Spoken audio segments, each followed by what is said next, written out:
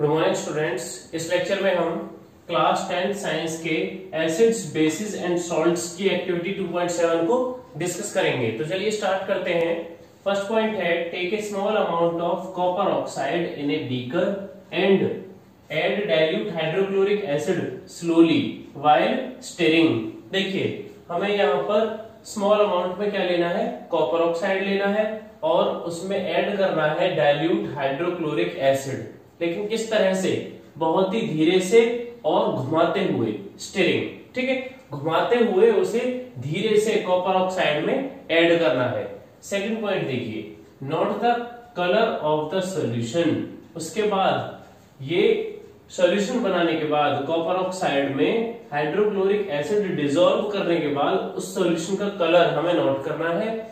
And what has happened to the copper oxide, और ये check करना है कि कॉपर ऑक्साइड के साथ क्या होगा।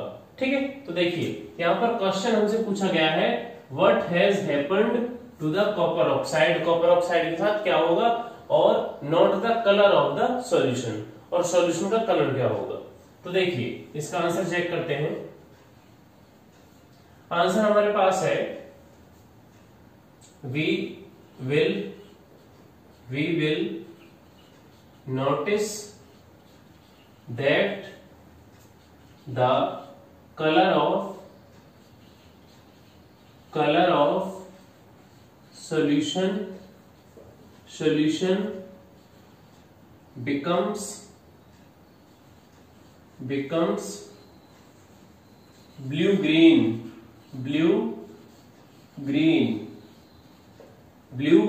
तो देखिए हम ये नोटिस करेंगे कि सॉल्यूशन का कलर किस तरह का हो जाएगा, ब्लू ग्रीन। ठीक है, ब्लू ग्रीन कलर हो जाएगा किसका, सॉल्यूशन का। तो फर्स्ट जो क्वेश्चन है इसमें उसका आंसर तो हमने कर दिया है। अब हम चेक करेंगे कि कॉपर ऑक्साइड के साथ क्या होगा।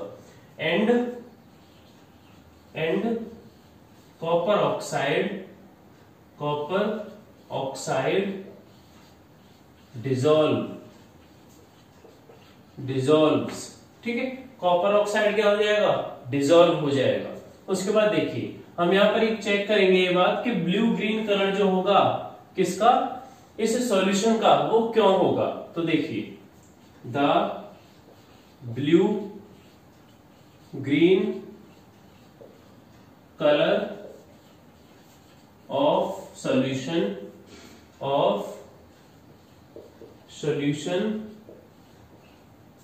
is due to formation of copper chloride in reaction। तो रीजन क्या होगा, ब्लू ग्रीन कलर होने का रीजन क्या रहेगा कि इस रिएक्शन में कॉपर ऑक्साइड डिसॉल्व हो जाएगा और वो क्या बनाएगा, कॉपर क्लोराइड बनने की वजह से ही उस सॉल्यूशन का कलर कैसा हो जाएगा, ब्लू ग्रीन। ठीक है, उसका कलर कैसा हो जाएगा, ब्लू ग्रीन। अब हम यहाँ पर रिएक्शन लिखेंगे किसके लिए, कॉपर ऑक्साइड और हाइड्रोक्लोरिक एसिड के लिए। द रिएक्शन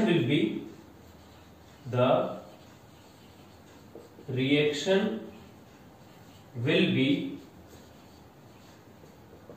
अब देखिए सबसे पहले हम यहाँ जनरल इक्वेशन भी लिख सकते हैं और मेन इक्वेशन भी लिख सकते हैं, यहाँ पर केमिकल इक्वेशन भी लिख सकते हैं। देखिए सबसे पहले हम लिख लेते हैं केमिकल इक्वेशन, उसके बाद उसके अकॉर्डिंग जनरल इक्वेशन हम लिखेंगे। देखिए हमारे पास रिएक्शन है किसके बीच में, copper oxide and hydrochloric acid plus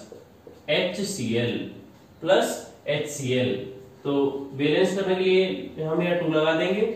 after that reaction CuCl2 क्या बनेगा, कॉपर क्लोराइड। जैसा यहाँ पर कहा गया है कि ब्लू ग्रीन कलर जो रहेगा वो किसका रहेगा, कॉपर क्लोराइड का।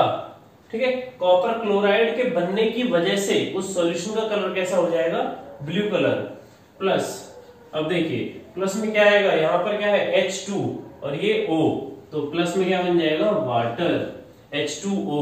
ठीक है, ये हमारे पास क्या है, कॉपर क्लोराइड, और कॉपर क्लोराइड क्या है, एक सॉल्ट है, कॉपर क्लोराइड क्या है, सॉल्ट है। तो हम यहाँ चेक कर सकते हैं कि इस एक्टिविटी में मेटल ऑक्साइड की रिएक्शन किसके साथ कराई गई है, एसिड के साथ। तो देखिए हम यहाँ जनरल इक्वेशन लिखेंगे, general equation, general equation, general equation में क्या आएगा, कॉपर ऑक्साइड, ठीक है। कॉपर ऑक्साइड मतलब metal oxide, metal oxide, metal oxide की रिएक्शन किसके साथ है, एसिड के साथ, एसिड के साथ रिएक्शन है। और हमारे पास यहाँ प्रोडक्ट क्या फॉर्म हो रहा है, प्रोडक्ट है salt plus water, salt plus water, ये हमारे पास है इसकी जनरल इक्वेशन। मेटल ऑक्साइड की रिएक्शन एसिड के साथ करेंगे तो हमें सॉल्ट और वाटर यहाँ पर प्रोडक्ट मिलेगा, ठीक है। इस तरह से हमने यहाँ पर एक्टिविटी 2.7 को डिस्कस कर लिया है। आई होप कि इसमें सभी क्वेश्चंस और उनके आंसर आपको समझ में आए होंगे। अगर इसमें कोई डाउट है तो आप कमेंट सेक्शन में पूछ सकते हैं। नेक्स्ट एक्टिविटी है एक्टिविटी 2.8। तो चलिए इसे स्टार्ट करते हैं। फर्स्ट पॉइंट है take solutions of glucose, alcohol, hydrochloric acid, sulphuric acid. हमें यहाँ पर कुछ सॉल्यूशंस लेने हैं, जैसे कि glucose solution, alcohol solution, hydrochloric acid solution and sulphuric acid solution.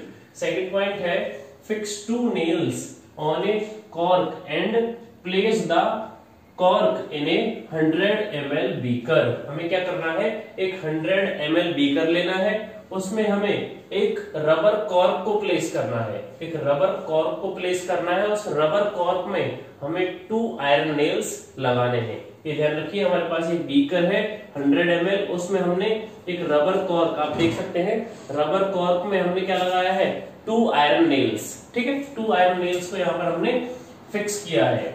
Third point है connect the nails the 2 terminals of A 6 volt battery through a bulb and A switch.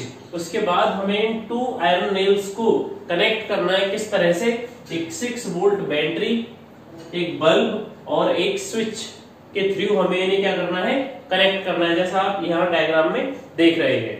उसके बाद नेक्स्ट पॉइंट है now pour some dilute HCl in the beaker and switch on the current।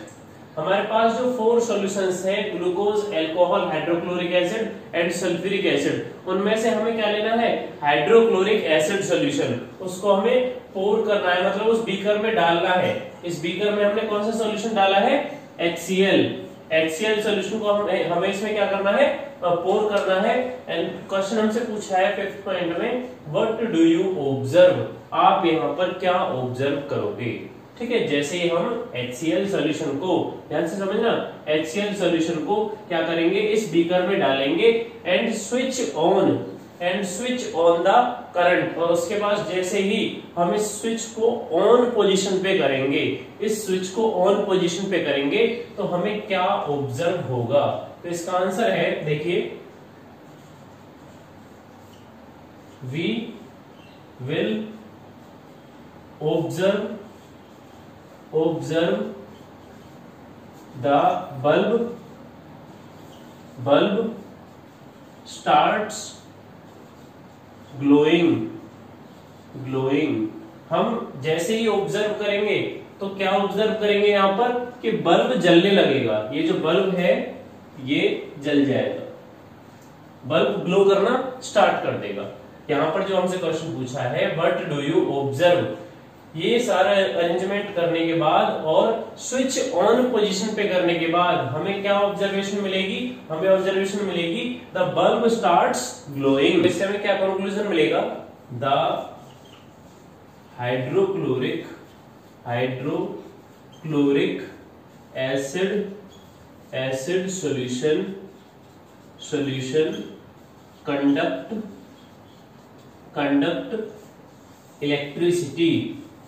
Electricity. हमें यहाँ पर conclusion क्या मिला कि hydrochloric acid solution जो हमारे पास है, hydrochloric acid solution electricity conduct करेगा। अब इसका रीजन क्या है, देखिए, सॉल्यूशन में आने के बाद जो ये डाइल्यूट HCl है ये किस में कन्वर्ट हो जाएगा, आयंस में, H positive and Cl negative. और जो भी कंपाउंड आयंस में कन्वर्ट हो जाता है, ठीक है, यहां से देखिए ये कंप्लीटली डिसोसिएट होगा और आयंस में कन्वर्ट हो जाएगा। तो यहां से हमें फ्री इलेक्ट्रॉन्स मिलेंगे। फ्री इलेक्ट्रॉन्स मिल जाएंगे किसके लिए? इलेक्ट्रिसिटी कंडक्शन के लिए। इलेक्ट्रिसिटी को कंडक्ट करने के लिए हमारे पास क्या होने चाहिए? मेनली आयंस प्रोड्यूस होने चाहिए। सॉल्यूशन में क्या प्रोड्यूस होने चाहिए? आयंस प्रोड्यूस होने चाहिए। और वो कब होगा? जब हमारे पास जो कंपाउंड हमने इसमें डिसॉल्व किया है वो कंप्लीटली डिसोसिएट हो। इसके कंप्लीटली डिसोसिएशन के रीजन से ही ये जो हाइड्रोक्लोरिक एसिड है ये इलेक्ट्रिसिटी कंडक्ट करेगा। ठीक है, उसके बाद देखिए 6 पॉइंट में, repeat this experiment with glucose और alcohol solution, what do you observe. अब देखिए हाइड्रोक्लोरिक एसिड के बाद यहाँ इस पॉइंट में कहा गया है कि ग्लूकोज या एल्कोहल किसी भी सॉल्यूशन के साथ इस एक्टिविटी को आप रिपीट कीजिए। उससे पहले हम चेक कर लेते हैं कि अगर हम यहाँ पर डाइल्यूट HCl की जगह डाइल्यूट H2SO4 रखें, H2SO4 सल्फ्यूरिक एसिड यहाँ पर हम प्लेस करें तो क्या होगा? सल्फ्यूरिक एसिड प्लेस करने से सेम रिजल्ट रहेगा। यहाँ पर सेम रिजल्ट क्या रहेगा? We will observe the bulb start glowing. मतलब जैसे ही हम इसे डिस्प्लेस करेंगे, HCl को डिस्प्लेस करेंगे किससे? H2SO4 से, तब भी ये बल्ब क्या रहेगा? जलता। तब भी ये बल्ब जलता रहेगा। और इससे हमें क्या कंक्लूजन मिलेगा? The sulfuric acid solution conduct electricity due to formation of ion, due to formation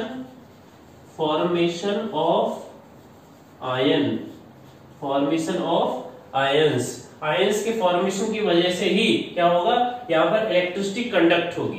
ठीक है, अब देखिए, अब यहाँ पर 6 पॉइंट में जो हमें कहा गया है ग्लूकोज या एल्कोहल कोई भी हम सॉल्यूशन लें किसी जगह पर, इस सल्फ्यूरिक एसिड की जगह पर हम यहाँ पर लेते हैं ग्लूकोज सॉल्यूशन, ग्लूकोज सॉल्यूशन, तब इसमें हम क्या ऑब्जर्व करेंगे? तो देखिए इसमें ये तो फर्स्ट हो गया। अब देखिए सेकंड केस में, केस सेकंड, जब हम ग्लूकोज यहाँ पर सॉल्यूशन लेंगे, ठीक है, तब क्या होगा?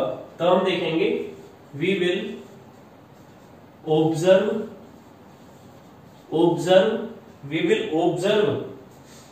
The bulb does not glowing, जो बल्ब है वो नहीं जलेगा, वो ग्लो नहीं करेगा। यहाँ पर जो ये बल्ब है ये ग्लूकोज सॉल्यूशन होने पर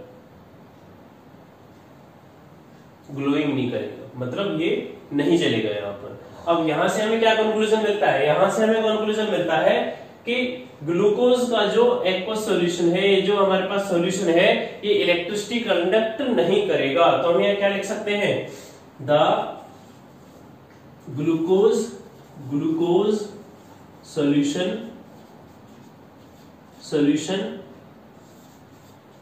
does not conduct electricity। तो हमें यहां से क्या पता लगा? हमने ऑब्जर्व किया कि ये बल्ब नहीं जलेगा। उसका रीजन क्या रहेगा कि इससे क्या शो होगा, इससे क्या हमें प्रूफ हो जाएगा कि ग्लूकोज सॉल्यूशन इलेक्ट्रिसिटी कंडक्ट नहीं करेगा। उसका रीजन क्या है? देखिए ग्लूकोज का फॉर्मूला है C6H12O6 और hydrogen chloride hydrochloric acid HCl है। तो दोनों में डिफरेंस क्या है? देखो दोनों में H प्रेजेंट है। यहाँ पर तो देखने से ऐसा लग रहा है जैसे यहाँ पर और ज्यादा कंडक्शन होना चाहिए, क्योंकि यहाँ पर तो H1 है, केवल 1 मोल H है और यहाँ पर 12 H प्रेजेंट है, 12 हाइड्रोजन प्रेजेंट है। तो यहाँ पर हाईली डिसोसिएशन होना चाहिए, लेकिन ऐसा नहीं होता है। ठीक है, तो उसका रीजन क्या रहेगा? Due to absence of ions. देखो दोनों में मेन डिफरेंस क्या रहेगा?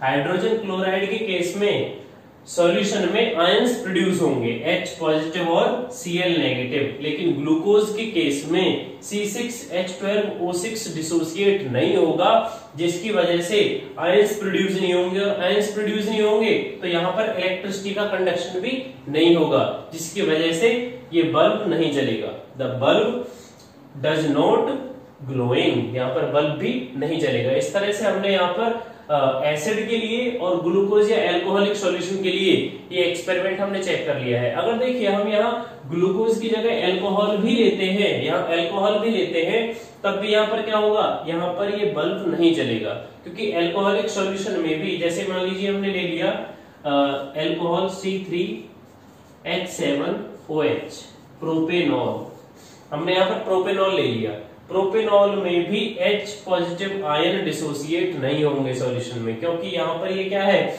एक ऑर्गेनिक कंपाउंड है। यहाँ पर लॉस और गेन से कंपाउंड फॉर्मेशन नहीं हुआ है, यहाँ पर क्या हो रहा है, यहाँ पर शेयरिंग हो रही है। और आप देख सकते हैं ये C3H7 क्या है, एक हाइड्रोफोबिक ग्रुप या फिर कह सकते हैं water repellent group. Water repellent का मतलब क्या हुआ कि हमने यहाँ पर डाइल्यूट HCl लिया था। डाइल्यूट का मतलब क्या हुआ कि वहां पर वाटर भी प्रेजेंट है, और जैसे ही हम अल्कोहल को वाटर में डिसॉल्व करेंगे तो ये वाटर में डिसॉल्व नहीं होता है। स्मॉल अमाउंट में तो चलो हो जाता है, जैसे मीथेनॉल इथेनॉल की बात करें, लेकिन जैसे ही प्रोपेनॉल और ब्यूटेनॉल पे ये पहुंचता है तो यहाँ कार्बन की नंबरिंग इंक्रीज होने से ये वाटर को रिपेल करना शुरू कर देता है, तो वहां पर भी आयंस की फॉर्मेशन नहीं होगी, जिसकी वजह से ये भी इलेक्ट्रिसिटी कंडक्ट नहीं करेगा और यहाँ पर बल्ब नहीं चलेगा, the bulb does not glowing. ठीक है,